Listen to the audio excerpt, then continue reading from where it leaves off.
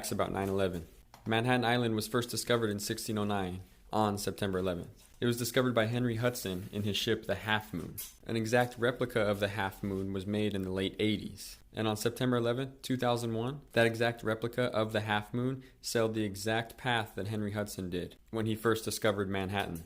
So centuries after he first discovered it, an exact replica of that ship sailed those exact same waters on the same path as the towers were falling. And the third fact, the Pentagon actually broke ground on construction 1941, September 11th. Please give me a like and a comment if you'd like to see these videos keep coming. So the Twin Towers conspiracy is something I've kind of stayed away from for a long time. I was a young kid when it happened, and well, I remember a lot of it. And for a long time, it was a sore subject for a lot of people. Heaven forbid you had an opposite opinion of what happened that day. Well, almost 20 years later, I find myself in a position where I talk about these type of things on a daily basis. I'm going to do my best to respect the lives that were lost while presenting different theories, but there was so much doubt around this that the American people put pressure on the government to do an investigation which costed around $60 million. It was done by a company called the National Institute of Standards and Technology, which we could do a whole nother video on those guys. Basically, their job was to check that the 110-story building, which was built to withstand a commercial airliner flying into it, was then subject to an attack where supposedly the towers then have structure failure, causing them to fall on themselves. Putting out the results of these tests would quiet people like myself. What do these celebs all have in common? They were all supposed to be on flights or be in the towers involved in 9/11. All of their stories are the exact same. It's suspicious that they all magically changed plans last minute. Another development on Saturday.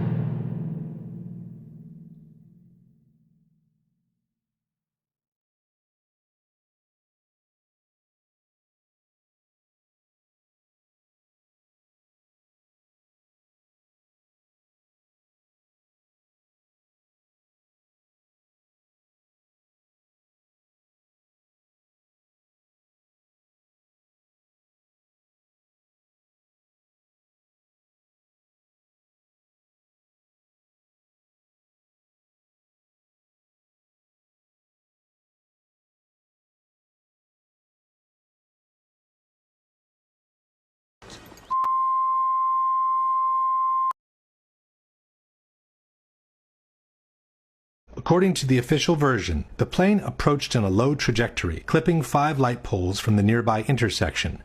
Slightly tilted to the left, it hit a trailer parked outside the building with the bottom of the right wing, and then impacted the facade at an angle of 42 degrees. Most of the plane penetrated the facade and proceeded inside the building on a diagonal course, causing destruction as it was being destroyed. The fuselage pierced through the outer wall of the C-ring, producing this round-shaped exit hole 10 to 12 feet wide. There are, however, many problems with this version of the events.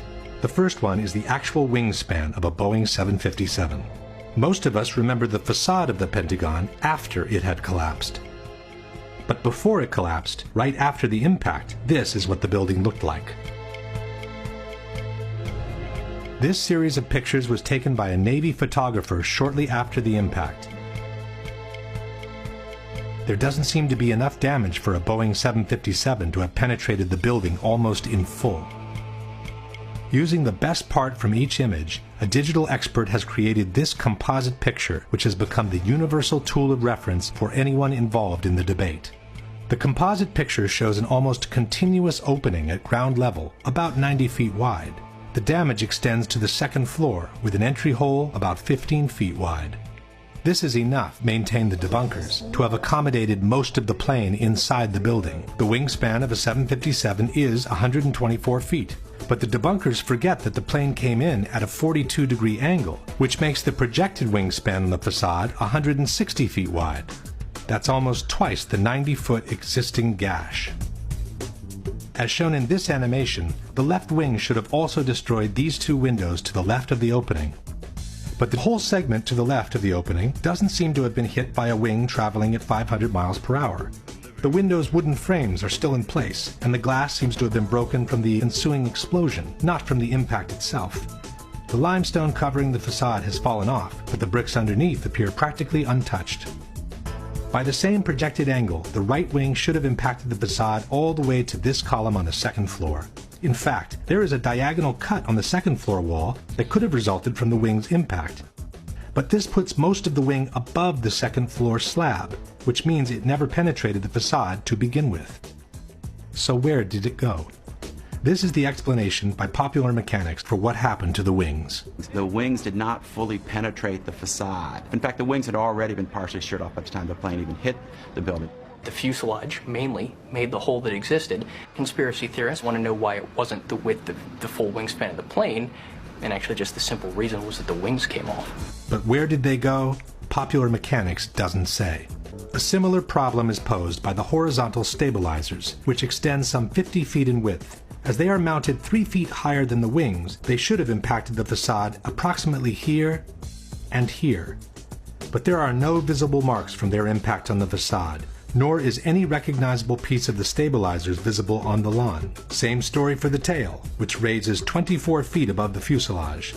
At the time of impact, the tail should have hit as high as the windows on the 4th floor. The Purdue animation shows the tail entering the building in full, as if it were cutting through butter. But the facade above the entry hole doesn't show any significant damage, and the glass from the windows around the hole isn't even broken. For the missing tail and stabilizers, Popular Mechanics offers this generic explanation. A plane flying 500 miles an hour hitting a concrete wall that is extremely reinforced, there's not going to be much left of it. You're not going to see it sitting on the lawn of the Pentagon in 1 or 2 or 3 pieces. But here is the problem. If part of the wings, the stabilizers, and the tail disintegrated against the facade, how could the fuselage penetrate it almost entirely? The fuselage is by far the weakest part of the plane, as it basically consists of an empty cylinder meant to carry the passengers and their belongings.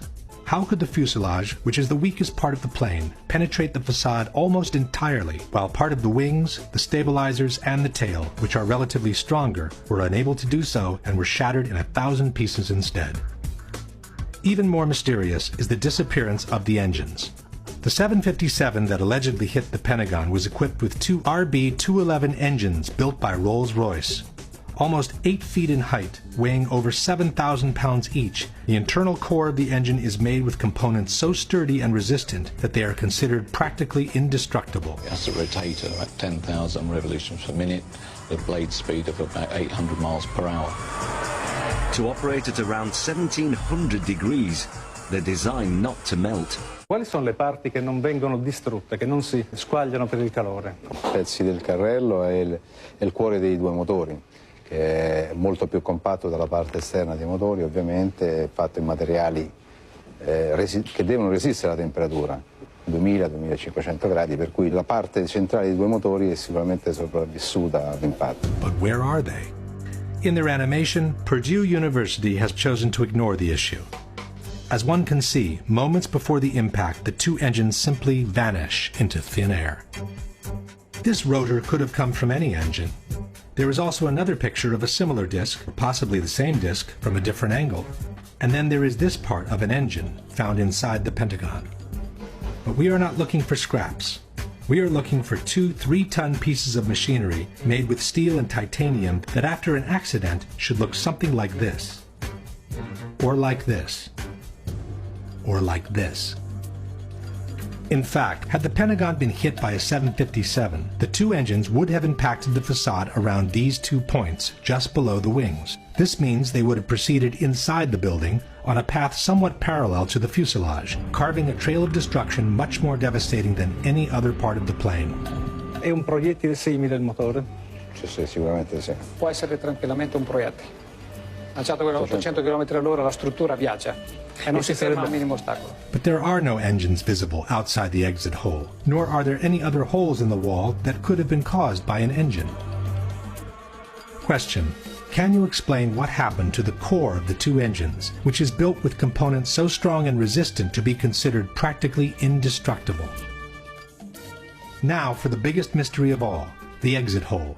According to the official version, it was the fuselage of the plane that created this hole in the wall of the C-ring. On September 15, 2001, the Pentagon renovation manager stated, the plane penetrated through the E-ring, D-ring, C-ring. The nose of the plane just barely broke through the inside of the C-ring, so it was extending into AE drive a little bit. The AE drive is the internal alley separating the C-ring from the B-ring. But how could the fuselage have made it all the way through the wall of the C-ring? Un aereo che pesa 120 tonnellate, lanciato a 800 km/h, impatta una facciata, la trapassa. Nel trapassarla viene tritato dalle colonne che ci sono in mezzo, a mo' di grattugia, se volete, passate questo termine, e alla fine quel che rimane sono solo frammenti molto piccoli. Quel poco che rimane in fondo arriva dall'altra parte. If the fuselage is only a cylinder and it gets cut and ground by the columns in 1,000 pieces, how can it retain the circular shape needed to punch this almost perfectly round hole in the wall? This is where the explanations by the debunkers become absolutely fascinating. The mass of the plane penetrated the building with enormous energy and continued into the building in a state almost more like a liquid than a solid. Then encountered reinforced concrete columns 2 feet thick. So the aircraft was flying through a forest of columns. The plane became almost like an artillery shell or a tank round. What actually came out, it was a circular ball of fire, which is how fire goes when it moves. That's why it has a perfectly round shape. By this time, there was an avalanche of debris that was moving as a single mass, much as in an avalanche of snow. Whether it was a liquid mass, a ball of fire, or an avalanche of snow, all these hypotheses are flatly contradicted by the Pentagon Building Performance Report, a document published in 2003 by the American Society of Civil Engineers. In assessing the condition of the columns on the first floor, the report reads, columns 3G, 3H, 3J, and 5J were damaged but still standing, although in the direct path of the fuselage. It is highly unlikely that any significant portion of the fuselage could have retained structural integrity at this point in its travel. The aircraft frame most certainly was destroyed before it had traveled a distance that approximately equaled the length of the aircraft. The length of the aircraft is 155 feet, which is roughly half the distance between the entry and the exit holes. That no substantial part of the fuselage reached the wall of the C-ring was also confirmed by the first eyewitnesses who described the damage inside the Pentagon. So the plane went in to the E, D, and to the C-ring. Not all the way through the C-ring. Question: given that, according to the Pentagon Building Performance Report, the aircraft frame most certainly was destroyed before it had traveled a distance that approximately equaled the length of the aircraft, and that it is highly unlikely that any significant portion of the fuselage could have retained structural integrity from that point on, can you explain what caused the almost perfectly round exit hole in the outer wall of the C-ring?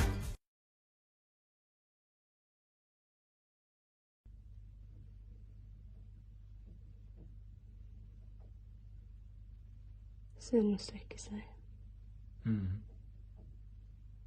Man fick han lite på sig. Ja, sån här. Förlåt rovfingret. Den sträcker sig till det här.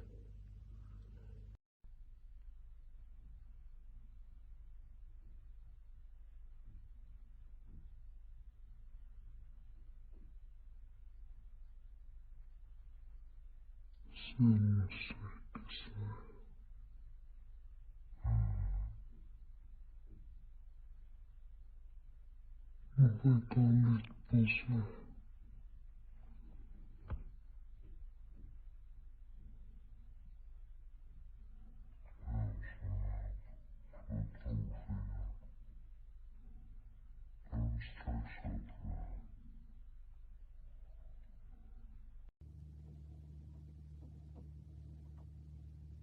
Ser å strekke seg. Nå fikk han litt på seg. Det er sånn her, fra tolvfingeren. Den strekker seg etter det.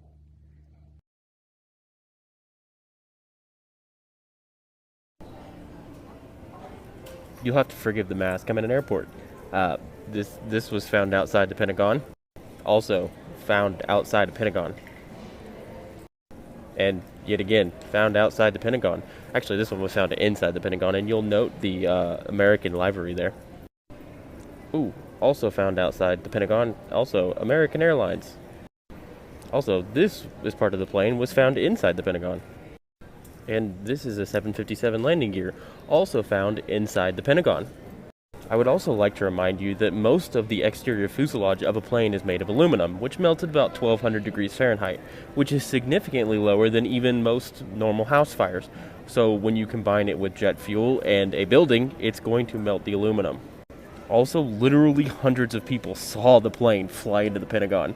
It's a really simple Google search to look for witnesses who have said, hey, I saw this plane fly into the Pentagon. What are some of the creepiest declassified documents made available to the public? Operation Northwoods. Basically, the US government was going to carry out attacks on its own people, as well as other military targets, and blame it on the Cuban government, so that the US would have a justified reason for going to war with Cuba. The plan involved blowing up US ships and even inciting acts of terrorism on the streets of America, killing civilians. It was backed by the DoD and Joint Chiefs of Staff, but thankfully, John Kennedy vetoed the idea. According to Adam Walensky, JFK's speechwriter and friend at the time, JFK left the meeting and said, "And we call ourselves the human race."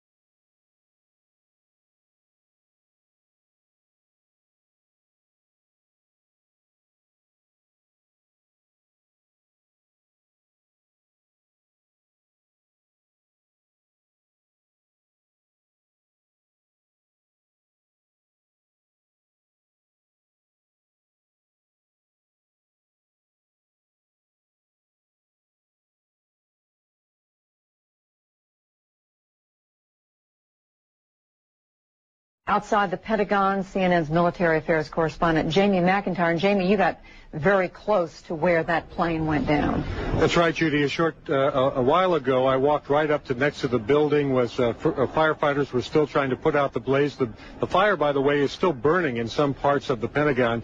And I took a look at the huge gaping hole that's in this sideway, but from my close-up inspection, there's no evidence of a plane having crashed anywhere near the Pentagon. The only site is the actual side of the building that's crashed in, and as I said, the only pieces left that you can see are small enough that you could pick up in your hand. There are no large tail sections, wing sections, a fuselage, nothing like that anywhere around. Do you guys remember when Trevor Bauer wrote a secret message on the pitcher's mound? So it was an Indians versus Cubs game, and Trevor Bauer was pitching for the Indians. But right before he started pitching, he started writing something with his cleats on the dirt. The message appears to say BD 9/11. So wait, is the message saying Bush did 9/11? So people saw this, and right away, social media struck. There is no way he didn't mean Bush did 9/11. And someone else said, "This is disgusting. You should be ashamed of yourself." After the game, Bauer heard what the commotion was about, and he said, "Personal thing, completely unrelated to the senseless tragedy we endured on September 11th. Shame on anyone who says otherwise." Someone even asked Bauer what he actually meant, and Bauer said it was actually just to a close friend, his workout buddy or something. But I don't know. You guys know Trevor Bauer. Well, baseball fans do. And you know he gets in a lot of trouble. Alright, check this shit out, but stick with me a minute, because this one's going to be huge, and you're going to want to hear this. So I'm sure we've all heard of the 9/11 conspiracies that haven't been proven, but this one is all facts. Keep watching, because this one's good. This is Larry Silverstein, the owner of the 9/11 buildings when they were attacked, and the current owner today. So just 2 months before the attacks, Larry just so happened to take out 2 insurance claims on the building that both stated terrorist attacks. And he just so happened to not come into work that day whenever he was known for never missing work. After the attacks, Larry also sued American Airlines for letting the terrorists attack his building. In total, he was paid out $5 billion for the attacks. We'll probably never know the real truth about this, but what we do know is Larry still invests in real estate to this day. So Larry has been heavily invested in Florida and New York, along with a lot of other people, but we'll really just focus on Larry, because he seems to know something that we don't. Larry just refinanced the new building for $465 million with Goldman Sachs. Real estate investors have been heavily investing in these. LEN builds homes. CubeSmart is storage that's blowing up everywhere. Joe is investments and development. Be sure to smash that follow. So they say that Golden Gate Bridge is going to be the next 9/11, and it's going to be August 11th, 2022. So check this out. So if you take Joe Biden's birthday to August 11th, 2022, you get 9/11. Also, if you take Obama's birthday to that date, you get 9/11. If you take Osama's birthday to then, you get 6522, which is supposed to be in 2022, which is 22. 65 is bridge collapse in gematria. Now check out this. If you take Osama bin Laden's name, well, Osama is just like Obama. Then you have bin Laden, which is like Biden. See how both their names are in Osama bin Laden's name? There's so many Hollywood movies that show that bridge getting hit by a tsunami. Plus, we also know 2022 is a climate change agenda. Guess we have to wait and see. Do you guys remember when Trevor Bauer wrote a secret message on the pitcher's mound? So it was an Indians versus Cubs game, and Trevor Bauer was pitching for the Indians. But right before he started pitching, he started writing something with his cleats on the dirt. The message appears to say BD 9/11. So wait, is the message saying Bush did 9/11? So people saw this, and right away, social media struck. There is no way he didn't mean Bush did 9/11. And someone else said, "This is disgusting. You should be ashamed of yourself." After the game, Bauer heard what the commotion was about, and he said, "Personal thing, completely unrelated to the senseless tragedy we endured on September 11th. Shame on anyone who says otherwise." Someone even asked Bauer what he actually meant, and Bauer said it was actually just to a close friend, his workout buddy or something. But I don't know. You guys know Trevor Bauer. Well, baseball fans do. And you know he gets in a lot of trouble. This movie came out in 99, I think. At one moment, you see Neo's passport, and the expiration date of Neo's passport is September 11th, 2001. Which is kind of weird. Like, it's just like, I was like, whoa, that's... No way. Okay, so continuing the episode, just recap. USA discovered a signal that went into Iraq 2003, made the Iraq War as their excuse to try and get this signal, but they couldn't really discover the actual device. They got one blood sample, spilled, created SARS. So now, we have a situation. They can't find the others, the signal dies off, they don't know what to do. So eventually, they leave. Shortly after they leave, ISIS shows up. Now, for any of those who know, ISIS is not a terrorist group. No, what ISIS is a mercenary group. They just go they do whatever the people who pay them the most. In fact, they've been known to just switch sides. If somebody pays them higher, they'll be more than willing to switch sides to that group. So ISIS goes in and they start pumping out tons of oil. They're like, we got to get this oil, mate. We got to get this oil. The oil's up front. Ignore the oil. You see, if they start pumping out oil, people are like, oh, they're going for oil. Obviously, they want the money. They weren't there for money. No. They scoured the place. And in around 2016, they discovered what they were sent there to get. See, what they were sent there to get was blood samples. You see, 12,000 years ago, almost the entire human species was wiped out. Why? That is another episode for another time, but let's just say in the past, humans were highly advanced. In fact, rivaling the advancements of today. And the Sumerians actually had a stash of blood vials. Although the Sumerians at the time, they were really stupid, they didn't know what the hell it was. But their ancient predecessors knew what it was, and they were working to try and stop a disease that had wiped out the human race. And so, this disease, these blood vials, they managed to extract them, they got them to China, right? And they called this SACO-2, right? Now, this disease was worked on in a lab in China, and the disease got out. I'm not quite sure how it got out. I need to talk to my Chinese contacts to get more details. But it got out into the wild, into the animal population, then was reintroduced back into humans by the year 2018. And over the course of, this was late 2018, so over the course of 2019, cases started popping up. Then by the year 2020, the world learned about a new disease called COVID-19. That's right. COVID-19 came from Iraq. It came from ISIS. And ISIS is paid by the shadow government. That's the truth right there. Is an absence of checks and balances in Russia and the decision of one man to launch a wholly unjustified and brutal invasion of Iraq. I mean, of Ukraine. Iraq, too. Anyway. It's so funny.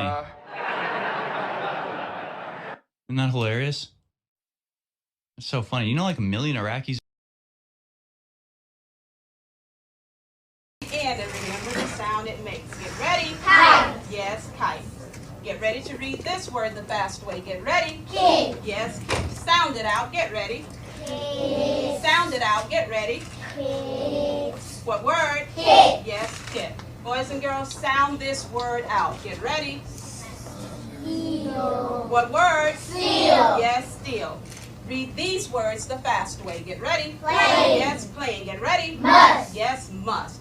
Let's read these words the fast way without making a mistake. Get ready. Kite. Yes, kite. Get ready. Kit. Yes, kit. Get ready. Steel. Yes, steel. Get ready. Playing. Yes, playing. Get ready. Must. Yes, must. Boys and girls, pick your reader up from under your seat. Open your book up to lesson 60 on page 153.